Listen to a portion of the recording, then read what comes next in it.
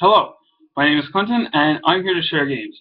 Now, this is a collection update for the months of both March and April. The reason for that being that over the course of these 2 months, I didn't pick up too many games individually in each month, as well as I was busy and had some financial things to tend to in March. So I just kind of figured I'd just pile the few things I did buy up and do a video at the end of April for both of the months. So, anyways, here we go. First group of games here I have are a bunch of original Xbox games. I love collecting for the system. It's got a whole bunch of hidden gems that just often get thrown to the wayside, but I'm here to talk about them and bring them to light. The first game actually isn't much of a hidden gem, but it's the original Max Payne.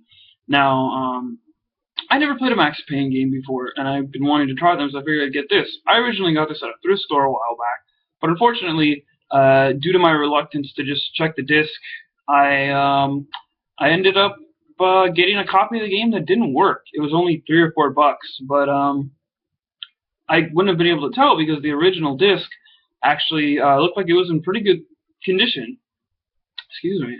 The original disc looked like it was in pretty good condition, so I didn't even bother to check. But when I did check it more recently, when I pulled out my original Xbox, it just didn't work. So I got a disc-only copy for $1 or $2. Either way, the original Max Payne is a lot of fun. It's a great third-person shooter. It has some cool bullet time effects, and if you like third-person shooters, give this a try. Next game I have here is Oddworld Munch's Odyssey. This was a launch title for the original Xbox. It's the third of the 4 Oddworld games that are currently out in existence right now, and I played a little bit of this, and I enjoyed it so far for what it was. It's got great style and atmosphere, and I just didn't play it all the way through because I've been wanting to try all the Oddworld games in order, and I own the first one, this one, and Stranger's Wrath, which is also on the Xbox. The only one I don't own is Abe's Exodus on the PS1, but I plan on picking that one up soon. So I'll do an entire run through the series then. But overall, from what I played, this is really great, and I do recommend the Oddworld series. Now, these next 2 games are games that sort of follow a theme of being not exactly compilations, but being games that take all the good elements from their older predecessors and combining them all together with some new elements and these most recent iterations of them. The first one being Crazy Taxi 3 High Roller. I saw this game in my local video rental store many years ago when the original Xbox had come out, and I just passed it over as, Crazy Taxi with the Vegas theme. I love the original Crazy Taxi. 2 was okay, but the original just holds up as one of my favorite games ever. So I passed this up too, figuring, it probably is nothing special, but I was wrong, because I recently did my own research on the game, which prompted me to pick it up.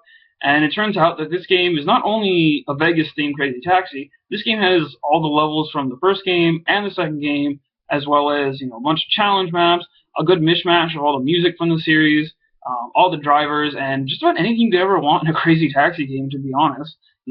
So really, if you're a fan of the series and you've been looking for something that's a little different from the first game, but with a lot of content, pick up this one. I really recommend it, and it really surprised me. I'm glad I checked it out. My final original Xbox game here is Tony Hawk's Pro Skater 2X.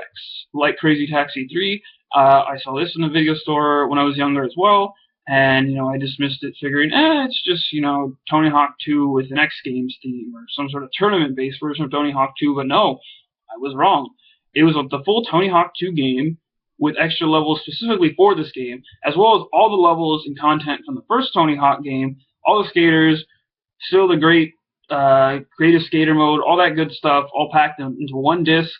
And if you like the older Tony Hawk games and you haven't tried this, go for this. And especially if you missed them back in the day, pick up this if you have an original Xbox. It's a great start off to the series. And I highly recommend it. Now, these next 2 games aren't actually games, they're just cases. 2 cases I wanted to pick up really quick for just 2 games that I wanted to have cases for. Simple as that. The first being Legend of Zelda Wind Waker HD. I don't own a physical version of the HD version of Wind Waker. I just own the digital version, but I thought the box art was really cool, and I wanted to pick up a copy of the box. So I figured, I'll just bide my time, and I found a copy for a decent price.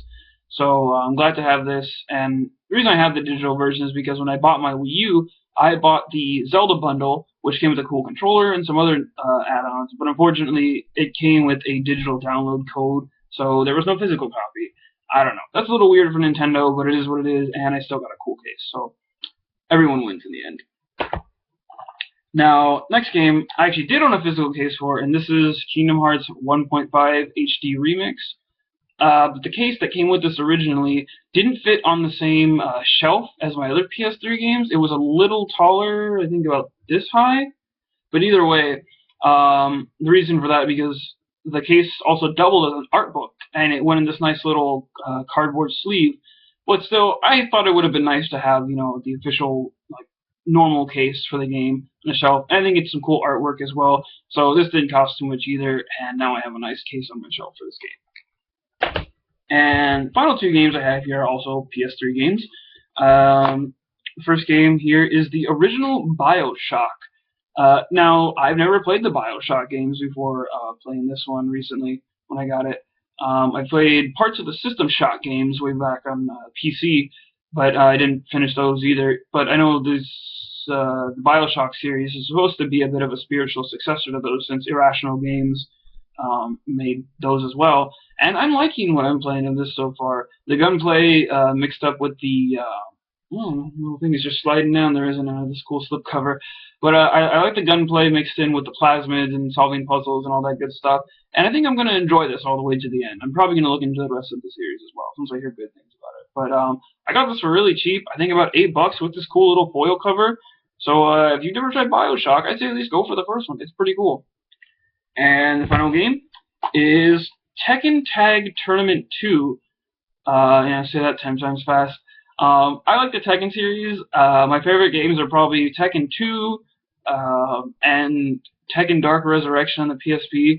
I haven't played all the games in the series. I kind of fell out of it for a while. I missed a lot of the PS2 iterations. But I actually missed Tag 1. I think I played Tag 1 at a friend's house. But I'd been wanting to play a Tekken game recently, and I figured, people were saying great things about this, and it's a lot of fun. It's got a good training mode, good online, good character customization, and overall, it's really fun. So if you like Tekken, you haven't tried Tag 2, what are you doing? Go for it, man. Alright, that looks like that's it for this collection update. Not a lot of stuff, but still, a decent stack of games for this past 2 months. At the end of this next week or two, I'll be on summer break, so I'll probably have a collection update video at the end of May, because I'm probably going to do a little spending now that my semester's over and I have a little money saved up. So yeah, thanks for watching, and I'll see you next time.